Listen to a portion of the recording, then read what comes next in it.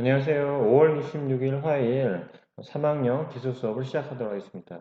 오늘 배울 내용은 여기 보듯이요. 수송장치 모형 만들기입니다. EBS에서는 전기자동차와 콘덴서 비행기를 만들기 했는데요.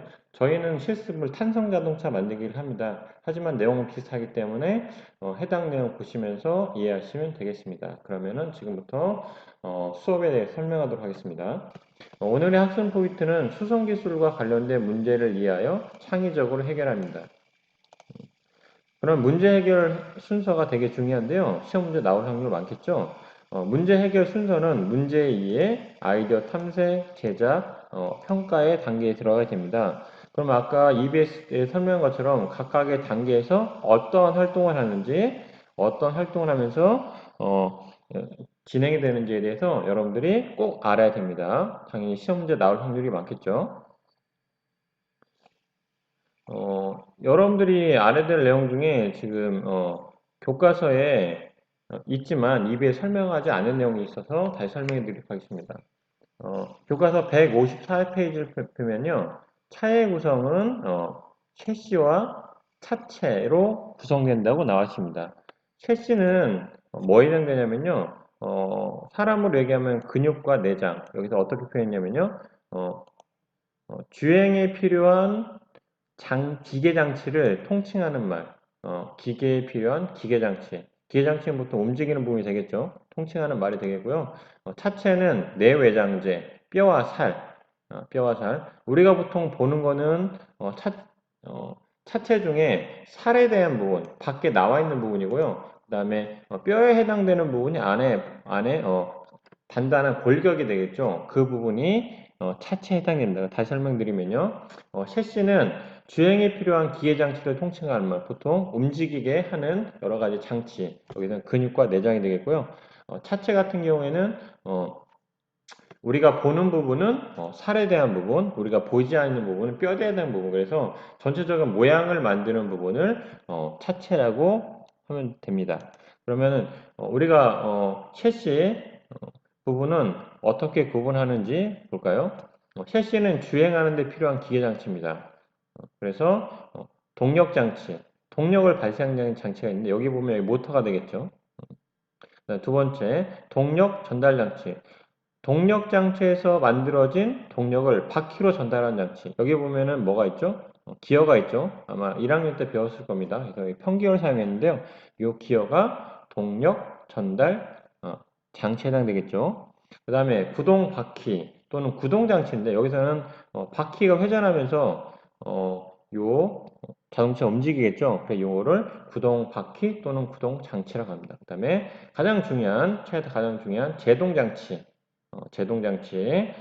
바퀴 회전을 감속 또는 정지시키는 장치, 제동 장치. 브레이크가 되겠죠. 조향 장치. 바퀴의 좌우를 돌려 진행 방향을 바꾸는 장치를 조향 장치라고 합니다. 그래서 총 셰시는 몇 개의 장치로 되어 있을까요? 동력 장치, 동력 전달 장치, 구동 장치, 제동 장치, 조향 장치 총 5개로 되어 있습니다. 참고로 여러분들한테 이 5개의 장치 중에 가장 중요한 장치가 뭘까요? 물어보면은 대부분이 뭐라고 대답할까 한번 생각해 보세요. 대부분의 학생들이 엔진, 여기서 말한 모터, 자동차는 엔진이 되겠죠. 이거를 가장 중요한 장치라고 생각합니다. 하지만 자동차에서는 엔진이 핵심이 되겠죠. 하지만 우리 사용자 입장에서는 엔진이 고장났다고 해서 사사고 날 수 있지만 엔진보다 더 중요한 장치가 있습니다. 뭘까요? 가장 중요한 건요. 생각해 보세요. 네, 가장 중요한 장치는 이 중에 두 가지를 뽑는데 보통 구동 바퀴, 타이어랑 그 다음에 제동 장치. 보통 조향 장치도 되게 중요한데요. 조향 장치는 거의 고장날 일이 없습니다. 가장 중요한 거는 뭐라고 했죠?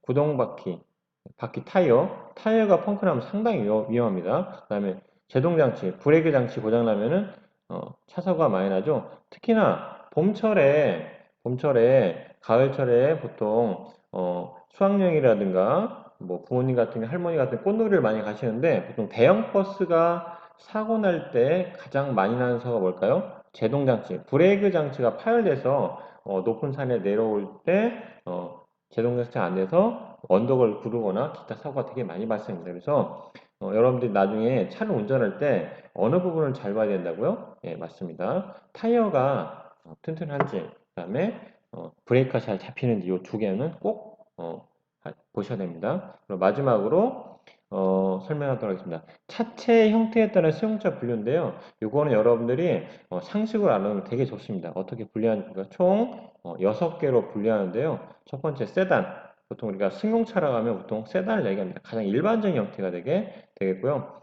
그 패스백은 뭐냐면은 패스백, 빠르게 달리기 위해서 만든 차인데요. 천장에서 뒤쪽까지 완만한 곡선을 이루어 바람의 저항을 적게 받는 세단, 뒤쪽이 약간 완만하죠. 이런 걸 패스백이라고 합니다.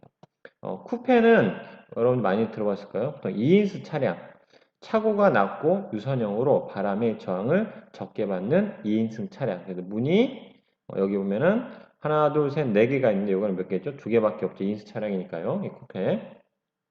그다음에 컨버터블, 위쪽을 열 수 있는 차량은 보통 컨버터블에 합니다. 그다음에 가장 흔한 우리가 SUV, SUV 많이 하죠.